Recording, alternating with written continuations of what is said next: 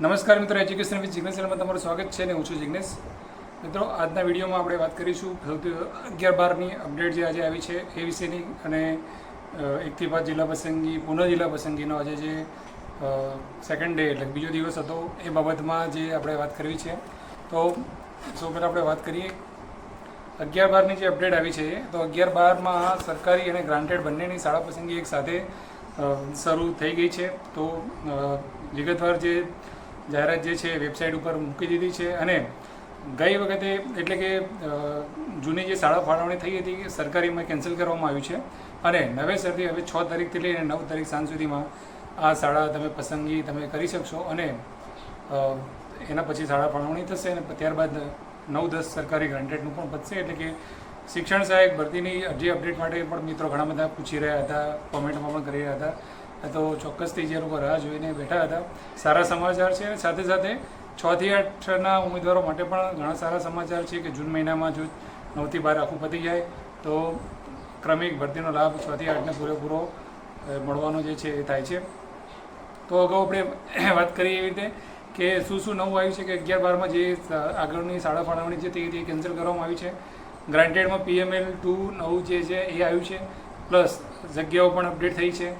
અને બીજી વાત એ કે જે પણ ગઈ વખતે જે ઇસ્યુ થયો હતો કે ભાઈ શાળા પસંદગીમાં જેટલા FMLમાં ઉમેદવારો હતા એટલા જ એમને જ શાળા પસંદગી માટેનું તક આપવામાં આવી હતી, પણ આ વખતે PML2માં જેટલા પણ ઉમેદવારો છે બધા જ શાળા પસંદગી કરી શકશે.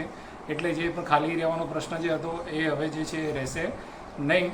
પ્લસ એમાં એવું હતું કે કોઈ પણ ઉમેદવાર એક જ સીટ પસંદ કરી શકે, એવું હતું કે ભાઈ ઓપનવાળો ઉમેદવાર છે તો હવે એની અંદર ઓપ્શન પણ આવ્યો છે કે તમે ફક્ત ઓપનની સીટ પસંદ કરવા માગો છો, અથવા તો તમે કેટેગરીની સીટનો ઉપયોગ કરીને તમે પસંદગી કરવા માગો છો, તો એવા ઓપ્શન પણ આપવામાં આવે છે. અને ઘણી બધી જે છે અપડેટ એમાં આવી છે. તો GSERCની જે વેબસાઇટ જે છે 11-12ની એના ઉપર જઈ વિગતવાર સૂચનાઓ આપેલી છે, શાંતિથી અભ્યાસ કરી અને શાળા પસંદગી તમે કરી શકો છો. ચોક્કસથી 9-10નું પણ આ જ મહિનામાં આવી જશે અને જૂન મહિનામાં પૂરું થશે જો કોઈ વિઘ્ન આવતું નથી તો. બરાબર છે. અને ત્યારબાદ 6 થી 8નું થશે. અને હાલ આપણે હવે વાત કરીએ 1 થી 5ની આજે બીજો દિવસ હતો. તો સૌથી પહેલાં જણાવી લઈએ કે આજે કયા લોકોને બોલાવવામાં આવ્યા હતા.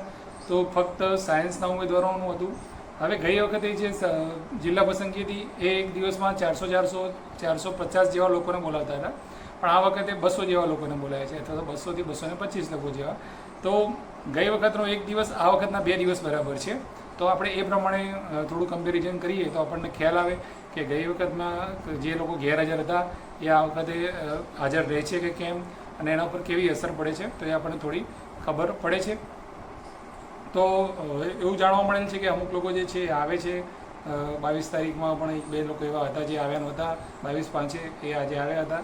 તો ગઈ વખતે જે એક દિવસની 22 તારીખની જિલ્લા પસંદગી પૂરી થઈ હતી એન્ડિંગમાં, એના આંકડા અને આજની ગઈકાલની અને આજની 5 અને 6 તારીખ 2 દિવસની જે જિલ્લા પસંદગી પૂરી થઈ છે એ બેના આંકડા જે રહ્યા એ આપણે સરખાઈ અને મેચ કરી શકીએ છીએ. તો આપણને ખ્યાલ આવે કે એવું જ ચાલી રહ્યું છે કે કંઈક અલગ છે. બરાબર. તો આપણે સૌથી પહેલાં આજની વાત કરીએ તો તમને હું બતાવું છું આંકડાકીય માહિતી દ્વારા. તો અહીંયા જે કોષ્ટક તમને દેખાઈ રહ્યું છે, હવે આપણે જનરલ સ્ટ્રીમની એટલે કે સામાન્ય પ્રવાહની વાત નહીં કરીએ કેમ કે આજે એક પણ સીટ ભરાઈ નથી. તો ગઈકાલની જે 43 સીટો જે હતી એ 43 સીટો PH ઉમેદવારો જે ભરાઈ હતી.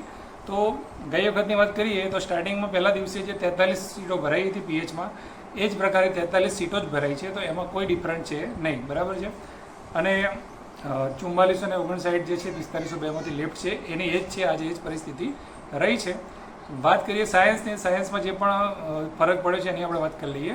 તો એ તમે જોઈ શકો છો કે 278 જે ટોટલ ઓપનની સીટો છે એમાંથી હવે 110 સીટો ભરાઈ ગઈ છે, 168 સીટો બાકી રહી છે. SCની 28માંથી 15 ભરાઈ ગઈ છે અને 13 બાકી રહી છે.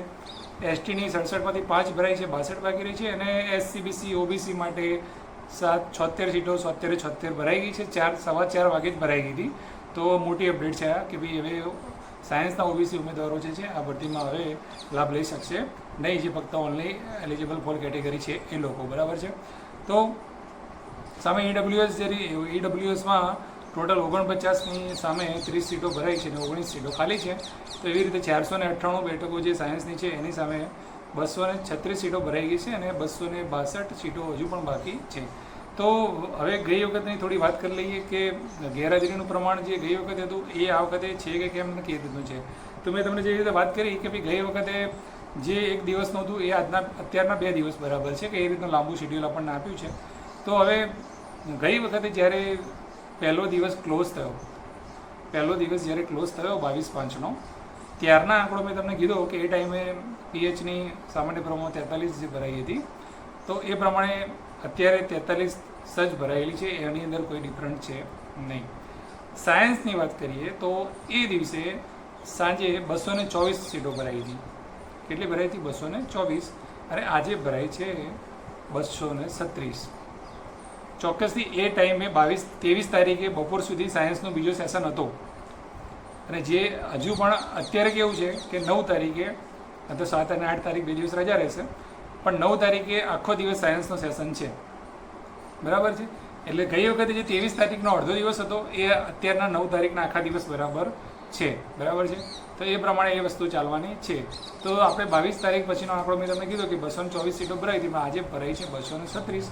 તો ક્યાંક ને ક્યાંક થોડી વધારે સીટો ભરાઈ છે. તો ગેરહાજર જે લોકો રહ્યા એ કદાચ વધારે પ્રમાણમાં, એટલે કે એટલા તો નહીં પણ થોડા ઘણા અંશે જે લોકો આવી રહ્યા છે અથવા તો બેઠકો એની ભરાઈ રહી છે. અને ઓબીસી જે ગઈ વખતે જે જલ્દી ખાલી થઈ હતું એના કરતાં આ વખતે વધારે ઝડપી ખાલી થયું છે. તો એ માટેનું પણ એ કારણ એક હોઈ શકે છે કે આના કારણે ખાલી થઈ ગયું લાગે છે.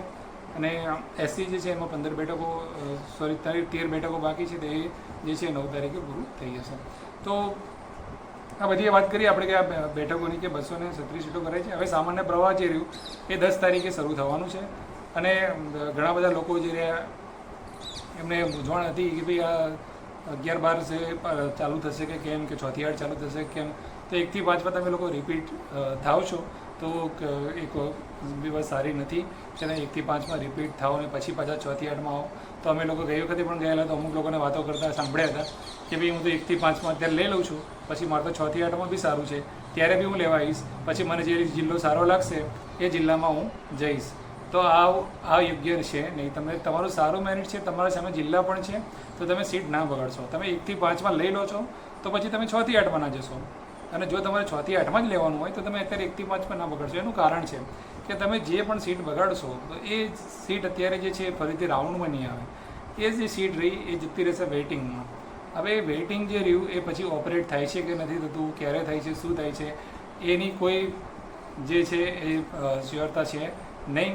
એટલા માટે મહેરબાની કરીને સીટ જે છે એ તમે બચાવો. તમારે જો ના લેવાનું હોય તો આવશો નહીં. તમે અધર મીડિયમના હોય એ રીતનું હોય, તમે લઈ લીધું હોય તો તમે ગુજરાતી મીડિયમની એ રીતે સીટો બગાડશો નહીં. તો જેથી કરીને પાછળથી જે કેન્ડિડેટો જે રહ્યા થોડા ઘણા અંશે એ થોડા વધારે લાગે. બરાબર છે. તો આ હતી આંકડાકીય માહિતીની અપડેટ. અને હવે જેવી રીતે 9 તારીખે આવશે એ પછીની અપડેટ તમને આપીશું. બીજું કંઈ હોય તો આપણે પોસ્ટ દ્વારા અને વિડીયો દ્વારા આપણા ચેનલ ઉપર મૂકતા રહીશું. તો હજુ સુધી ચેનલને સબસ્ક્રાઈબ ન કરી હોય તો સબસ્ક્રાઈબ કરી લેજો. અને વિડીયોને લાઇક કરવાનું ભૂલતા નહીં, બેલ આઇકન દબાવવાનું ભૂલતા નહીં. વિડીયો તમને કેવો લાગ્યો કોમેન્ટમાં જરૂરથી જણાવજો. જય હિન્દ, જય ભારત. Thank you.